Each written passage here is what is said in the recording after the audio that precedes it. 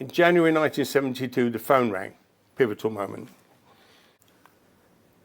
Pamela was working for me then. She said, there's a guy on the phone you went to school with. His name's Peter Jacobs, and he wants to talk to you.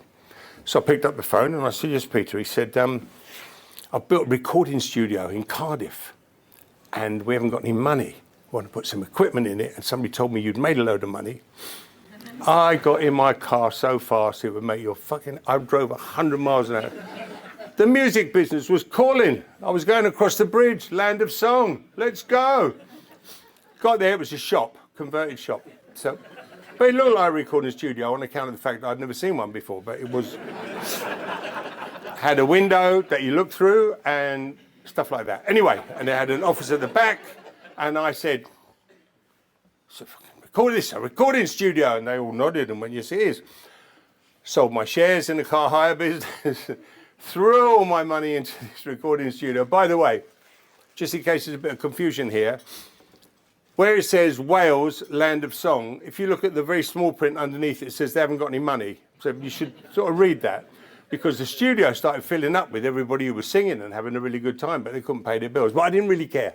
I was in the music business. Can you imagine, from standing on that stage in 1965, and here I was, a professional music business person. So the engineer in the studio, Daisho, was 18 years old, and he was a guitarist. He was in a band called Sassafras. And he came and said, we would like you to be our manager. Now, what he actually wanted was a long wheelbase transit van. Which turns out to be an anagram of I'm looking for a manager. What a load of nonsense that was. So I bought the van. Why wouldn't you? Don't be silly. Get in it, drive. Nottingham Boat Club, Quaint Ways, Chester. 76 Club Burton-on-Trent. I'm the very man. What does a manager do? I have not got a clue. In 1976, the official receiver turned up, put a padlock on my studio. I had obviously made a very, very shrewd business move and forgotten to make it a limited company. So I went bankrupt straight away. They came to the house for the furniture. They came and took the car, which actually didn't work anyway. But it was just a disaster. But actually it wasn't. It felt like a disaster. But the official receiver who put me through said, last or first? Last day of your life, first day of your life. He said, you've got no debt, you've got no business, you've got nothing. You can't have a bank account, can't have any credit. Can't. But he said, you're free. Go and make a life for yourself. So I tried to be in the music business, try to be a manager, try to be all of these things, and I've failed everything that I have tried. Everything. He said, you could be an agent. I went, John. He said, no, you could. He said, I'll tell you what we'll do. I'll give you the 200 quid back, and I'll employ you for 5 weeks at £40 a week. And if it works, I'll give you some more money. And if it doesn't work, doesn't matter. Monday morning, I get on a train, I go to London, and I get a desk, phone right there, NUS book, student's book, lovely, pad, fill in, pad with your book. And there were 10 other agents sitting in a circle. All of them were on the phone. Talking to this guy, I put the phone down.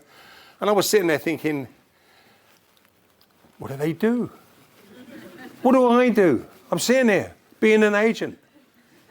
Is this all you have to do? Sit here and be an agent? I thought there's got to be a bit more to it than this. So, sorry. I went into John Cherry's office on the second day, and I went, John, he went, I'm so sorry, he said, I've been really, really busy. But I've got a band coming in this afternoon who are looking for an agent, and you'll be the very person for them. So I went, great.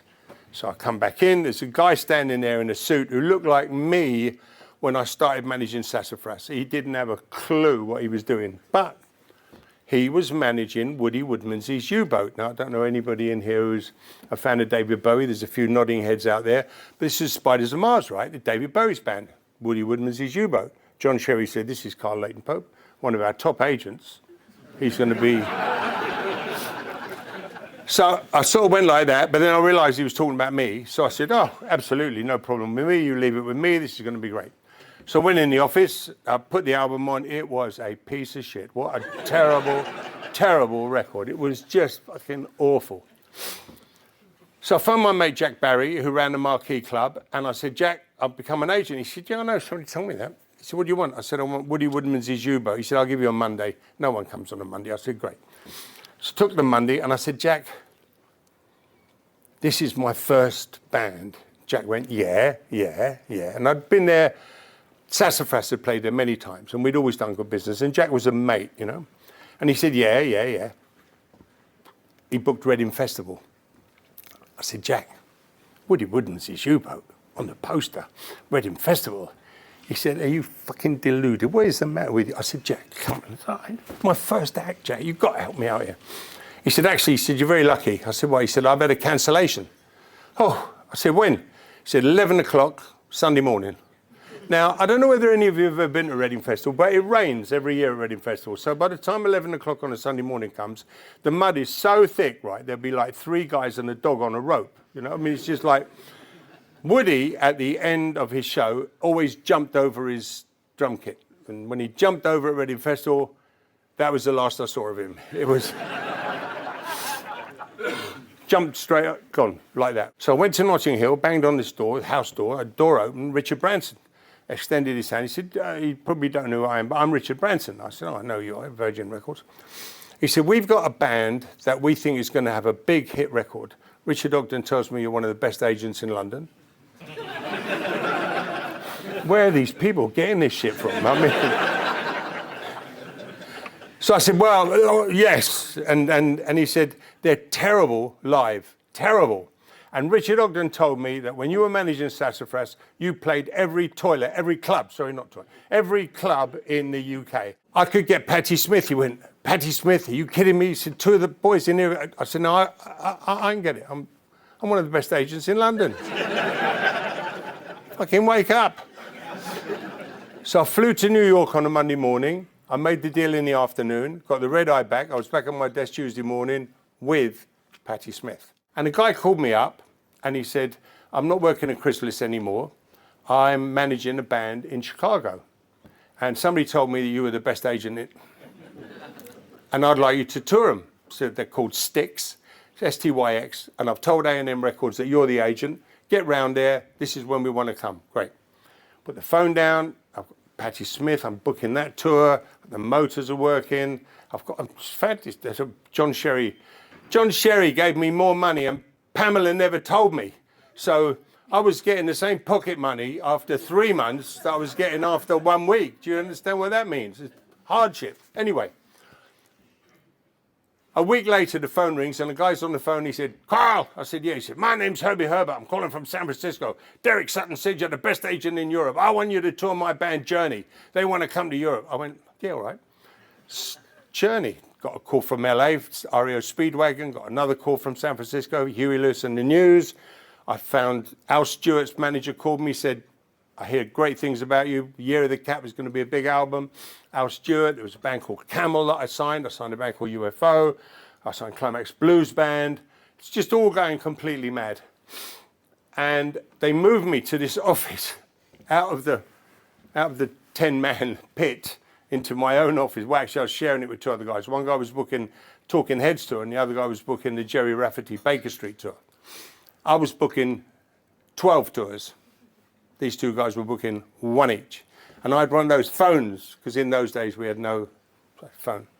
Talking to everybody all day long. I knew all the European promoters were. I was making deals, got myself nuts.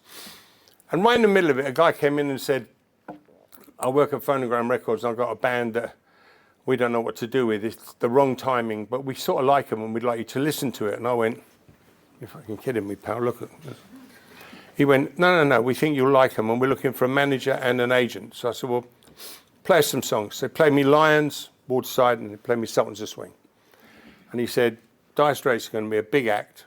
You should be the agent. So in '83, I went to Vancouver because I liked an album that a guy in Canada had played me, and I made a deal to represent Bryan Adams, who I thought was a revelation. The songs were amazing. The Reckless album was fantastic. That fabulous duet with Tina. It was all going to be great. In '85, we released that album and we made the deal for him to tour with Tina and also sing the duet every night. Her first encore would be It's Only Love. And Tina was great. I mean, it was the Private Dancer record. I got pursued by an Indian guy who lived in Los Angeles, Steve Banerjee. And he had a club and he had invented the Chippendales. And they chased me around like you can't believe. I mean, they're lawyers chasing me, all kinds of people, you know, you could. And I used to play squash every morning with a guy named Anthony Van Last, who was a choreographer. And Anthony said, you know something, this could be the first ever theatre show specifically for women. You should do it. We'll have a laugh with it. We'll put it in the West End. We'll build it. It'll be amazing. We can do this. This will be fantastic. So I made the deal with Steve Banerjee. Sadly, he had just hired a guy from the Mafia to shoot his partner, but that's a different story. I think he could see that I was going to be a cash cow, so he at least I had a couple of weeks, you know, I'd be all right. So we did it. I brought him to England to do a TV thing. And Terry Wogan used to have a show at 6:45 every night on TV, Monday to Friday. And I got him on that show on the understanding that they were an American dance troupe and that me and Anthony Van Last were going to produce.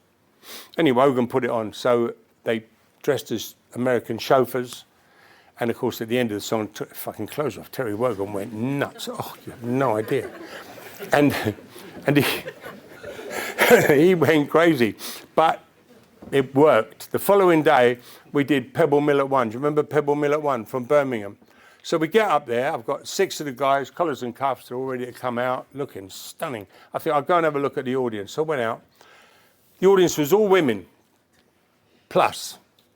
Minus was there wasn't one of them out there that was under 70 years old, right? They were all sitting in like this, looking. So I said to this woman, I said, you like the Chippendales then? She said, oh, we love a circus.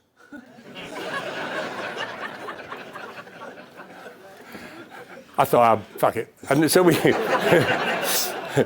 so we put them on, and they went nuts. If we'd have had more time, and given them a lot more time to get their knickers off, they'd have thrown them on the stage. But obviously, we didn't have enough time for that. But it was hysterical. And the phones rang. You would not believe the phones went nuts. I'm friends with Michael Parkinson. And so we called Mike Parky. And Parky's a big jazzer. He loves jazz, always did, always did. And so I thought, Michael doesn't have an act that he can really kind of go, this is it. You know, he really didn't. So I sold him Michael Bublé, put it on the show and freaked him out completely. And Parky went nuts, loved him on the sofa, loved him singing. The whole thing was great. We did massive showcases everywhere. And we went after it. And then the record company said, we should bring him to London and put him in a really, really lovely upmarket theatre where people can come and sit down and love Michael Bublé. And I said, no, we won't. So I'm going to put him in Ronnie Scott's for a week. 2 shows a night, 6 nights, and we are going to sell this out round the block. People are going to go crazy for Michael Bublé. And we did, and they did. If you go back to the whole entrepreneur thing, did I work hard? Yes, I did. Did I have a vision for my acts? Yes, I did. Do I have a passion for what I do? Yes, I do. Am I motivated? Yes, I am. Did I take a risk with the studio and with everything else and my family? Yes, I did. Am I curious? I've always been a bit curious. I'm not as curious anymore because I don't have to be.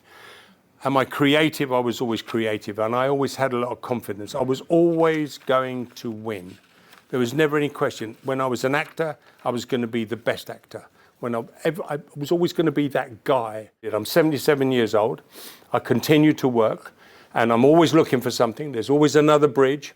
I'm a Capricorn, so there's always another mountain to climb, and I don't care about that either. Am I going to retire? No. Am I an entrepreneur? Probably. But I like legend better, to be honest with you. Can I just thank you for listening? I really can. Thank you very much.